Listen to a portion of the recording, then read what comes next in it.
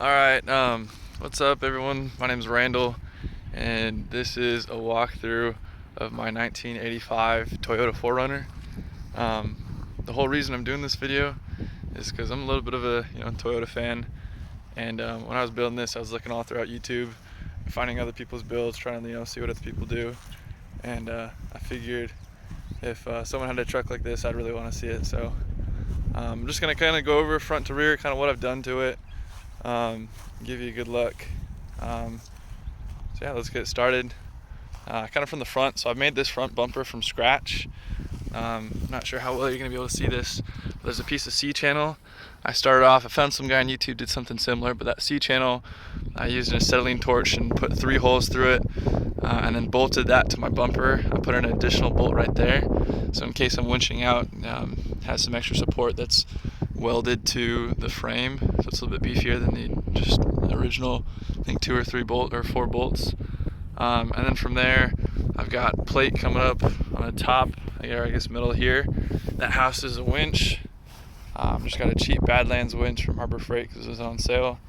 An 1/8 inch plate coming to the front, sides wrapping around, and then to give it some extra support, I have rebar down here, and it's kind of triangulated. There's 3 of them, so this thing, you can put your whole weight on it and it doesn't move. I did, what am I trying to think of? High steer kit from Trail Gear. Rebuilt the front axle, rebuilt both axles. In the front, I've got 529 gears. I got an open third member off of Facebook Marketplace. I think it shipped in from like Washington or something. And then welded it myself, and it hasn't failed on me yet, so hopefully those welds are pretty good. Just all stock, axles and hub components, besides the what's it called, high steer, components. Put my own steering stabilizer in there, and then welded the axle truss and then diff guard. And I've got a leaky pinion seal, but I ordered a new seal and that should come in soon, so I should get that done. All stock brakes, but I rebuilt them all. I was thinking about doing that, brake upgrade where you go with the FJ brakes and stuff like that, but at the time I was just wanting to get this done. Real quick, just so you kind of know the purpose of this. This is my daily driver. I've got this and then a motorcycle, so I need to rely on this. But then also I want to be able to take it places, like ideally Rubicon, and be able to do like long trips like that. So that's kind of like the purpose of this build. It's not like a super pretty mall crawler, and it's not some junk off-road rig that I can just go beat up every weekend. So it's somewhere in between. I'm also building on a college student budget.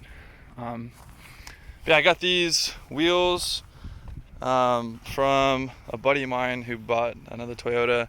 So I don't know what brand they are, but they're aluminum. They look fairly light. And then I have Maxxis tires. I ran them on my other 4Runner.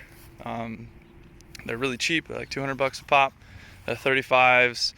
I think 12.5 wide, and they're really quiet on the road. So that's all I really care about, is cheap and quiet and aggressive.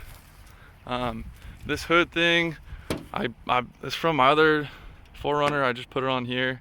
I don't know what brand it is, but I think it's from like a Jeep, and then we cut out, I'll show you once I lift the hood up, but like cut out a hole for it and just bolted it on. Looks pretty good. Just a cheap Amazon LED light bar, and then the high lift bolted on. The front leafs, I think, are Chevy.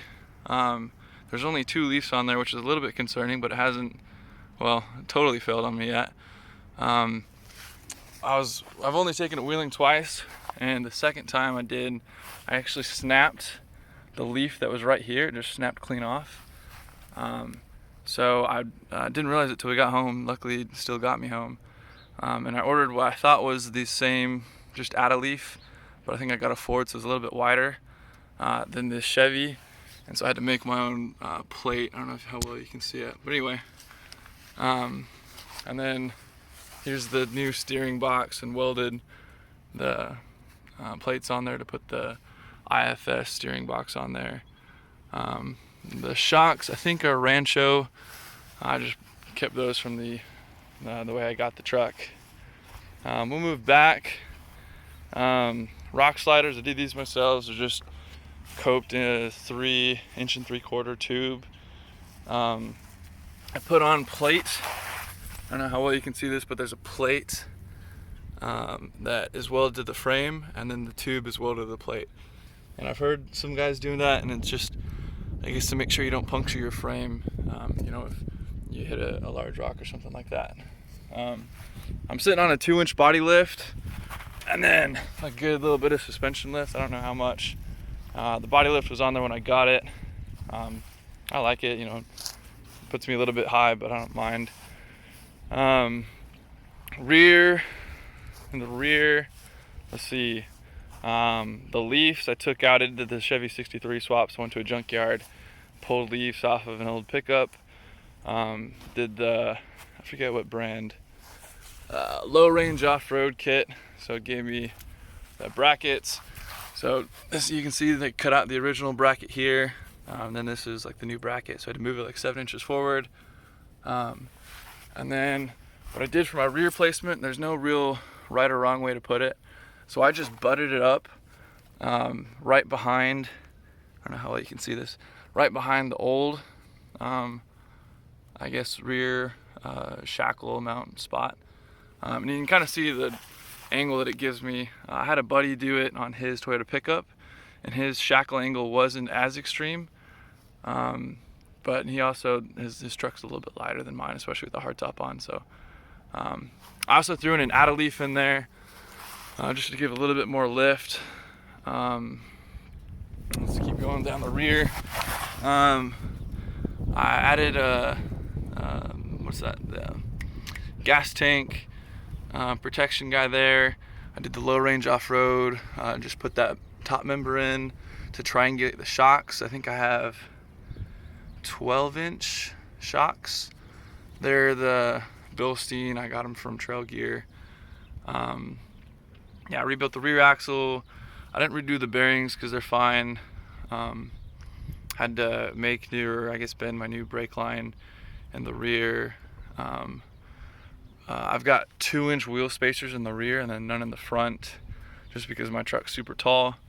I want to give a little bit more width. I have the stock 85 axle, so it's not like the wider one with the IFS. If I ever stumble across one, I might do that swap later, but like I said, I'm a college student, so I'm kind of falling on a budget right now, and this isn't my top priority. Exhaust, I'm gonna redo it.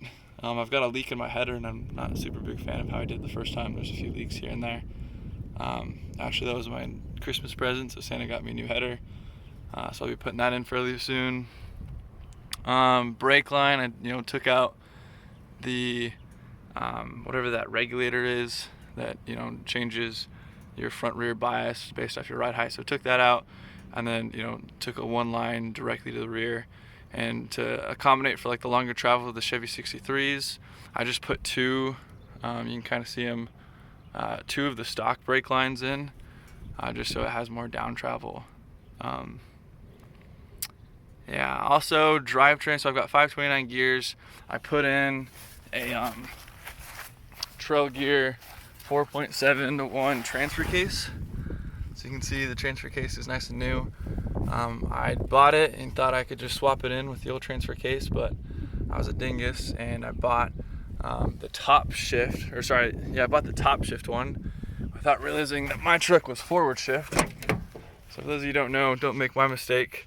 The shifting location, you can kind of see like whoever put this in shifted it farther. Well, I guess I had to do a custom job in order to put the shifting knobs farther forward, because it's forward shift, it's shifted forward, whereas top shift is right here. And there's two different types of transfer cases. They're pretty much the same, but there's like the shifting forks stick out farther in the forward shift. So anyway, long story short, I had to rebuild two transfer cases because I bought the wrong one and didn't want to ship it back. So that was a learning experience, but ended up doing that. We'll keep going to the rear. I've got CB antenna doesn't, well, it interferes with the radio, but it works. Gas tanks, and then a spare tire. The spare is a 33. It's from my other truck. It's not a 35 like the rest of the wheels. But I, figured rather have something rather than nothing. And someday I'll put an actual full size on there. So this is, I think, a Marlin Crawler tube bumper. It is for a truck without a body lift, so you can kind of see I've got a bit of a gap here, and that's because of the body lift again. But I mean, for my purposes, that's fine. I'll live with it. Someday I might want to, put something that's a little bit more high clearance, but for now, it's just fine. And then I built this swing out bumper myself. So I just got to take off this latch. It swings out, and then let me catch it here. I've got a bolt in this pivot area. So I lift. Sorry, it's kind of a two-hand job. So I lift this bolt up, and then it drops down. It drops down into place. You can kind of see here. This bolt lifts up, drops down, and then that prevents this guy from moving. I have a bungee cord here. It's because I normally have a chain to lock it up, but I took it off for some reason a couple weeks ago and just haven't put it back on. It does flex quite a bit. That's a lot of weight out far. And because of that, I don't normally have this tank filled up. I have the tank inside filled. That way it's just, when you open this up, there's not a super huge moment on that. But to do this, I kind of made this substructure, the whole pivoting thing, and then welded two pieces of, I guess just squared 2.5-inch tube, drilled holes through them both, and then welded a big fat piece of steel, circular, all the way through, just like thick pipe. So that pipe runs all the way through and creates my pivoting axis. And I've got bushings on the top and bottom here, and so it allows this whole kind of arm to rotate. And then because this whole assembly blocks my I guess blinkers on the right side, I wired in my own blinkers. So I got this little guy off Amazon, just so it's clean and I can easily take it on and off if I want. But then this wires directly to my blinkers. I just probably not the best way to do it, but took the wire going to each blinker and brake light and license plate light, and then put that into here. A little license plate light so I'm legal. Red is for braking, and then I guess orange is for blinkers. And I've got that on both sides. I hope I'm pointing at the camera what I'm talking about. I'm not paying too much attention. Here's the right side. So again, I'm locked front and rear. Because I have the locking hubs, my welded diff doesn't affect me on the road at all. And then I've got again 529, and then a lunchbox Spartan locker in the rear. And it makes a world of difference off-road, and I'll be honest, I never even noticed that it's in there. I've heard people talk about it clicking when they're on the road, and I have not heard a thing. I've been driving this for, 2 or 3 months now. So again, kind of going to the back, I guess we'll start the hardtop. I bedlined the hardtop along with the bottom of the body, and then also all my bumpers and rock sliders are all bedlined, just Raptorline. It was, I think, like $70 for all of the bedline to do this on Amazon. Just hook it up to a air compressor and it sprays on nice and easy. I wired in just a little button here because the window didn't work when I got it. So this little button raises and lowers my window. So yeah, someone could break into it, but to be honest, I don't even have the key for the truck on the body. The owner I got it from rekeyed the ignition and didn't have the body keys. So normally in the summer I live in Texas, I have the top off and doors off anyway, so it's not a big deal. And then just leave the window latch not all the way in on the hard top. So I'd break into my own car whenever I actually lock it up. Also bedlined all the inside. Like I said, this isn't a mall crawler. This isn't supposed to be super nice and fancy, but it's also, my daily driver, so I want to keep it clean, for the most part. So it's dirty, not like cluttery. I painted, these are like the stock body panels, just painted them black so they look a little bit cleaner. Inside here, I have all of my fluids, so I've got diff fluid, brake fluid,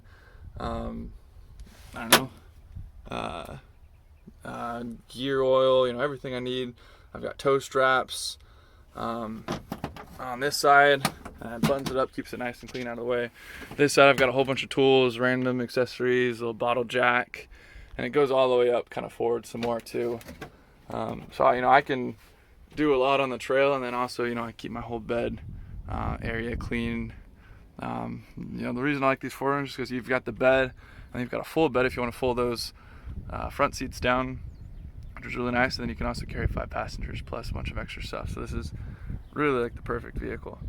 I've got big Rockville speakers I got from Amazon. I think they were a couple $100.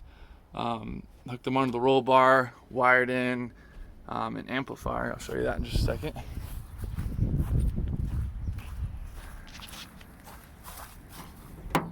It looks like my mirror is coming off. I gotta fix that.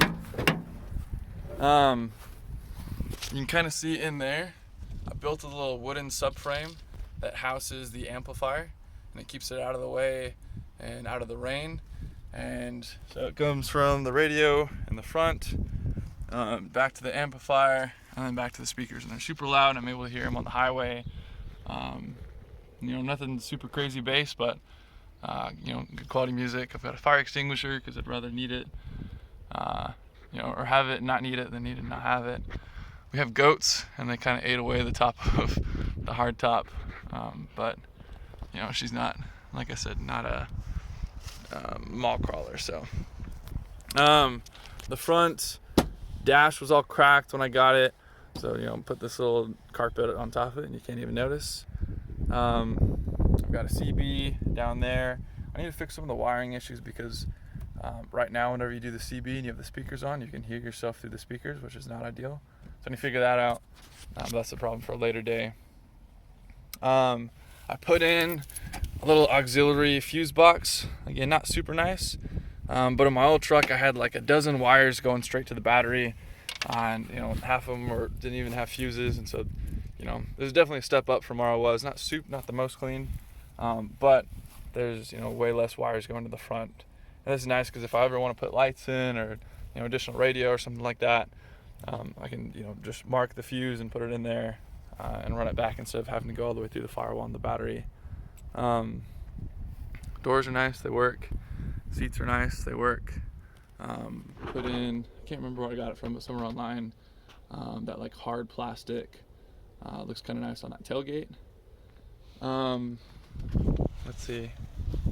This door handle, it still turns, but the knob came off because on that splines it was like grinding itself off. So I can still raise and lower this if you get vice grips and like a t-shirt or something, so you don't smash up the splines. Most of the time in the summer, again, I have the doors off anyway, and it's the passenger side, so I don't care all that much. I guess we'll pop the trunk and look at the engine. That was weird.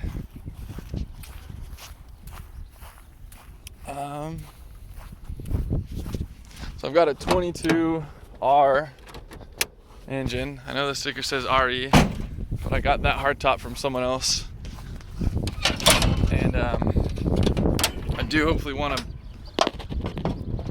rebuild an RE and put it in, so I'm keeping it for future reference. So here she is, all her 96 horsepower in glory. So when I bought it, the engine ran, but it ran like trash, and that was largely because the timing chain guard was out, and so the chain was rattling super bad. My timing was way off, so I got a buddy who helped me out. Thank you, John. And so he spent a weekend and we took apart the whole front end and of the engine and put in a new timing chain, water pump and all that good stuff. Got her up and running, timed, and so now she runs great. I have a Weber carburetor, she works and she's easy. Put in battery box, I guess, so she's not sliding around. There are like straps holding her in place before. New radiator, nothing fancy, just something from O'Reilly. Brakes work. She gets me back and forth to school. It's about a 3-hour drive just fine. And I've taken her wheeling twice. I want to take her a lot more, but I've been kind of busy with school and some of the projects I'm working on. But both times wheeling, she's super capable. Hasn't failed me really yet. A few things here and there, but nothing major. Someday. So I guess future, what I want to do, I want to put in an RE so I can do a little bit more steeper climbs, especially stuff like Rubicon on my C. So I'll either rebuild it or buy a new rebuilt 22 RE. We'll see kind of where I'm at in the future financially, just plans and timeline and stuff like that. And then also, I think I'm going to do the rears up front for the front leafs, just because I've already had one of those leafs break, and it's an relatively easy swap to do. And then also moves your front axle forward a little bit more, which would be nice so that I don't hit as much. I only rub a little bit when I'm like full turn and the suspension is compressed, but those wheels do rub just a hair.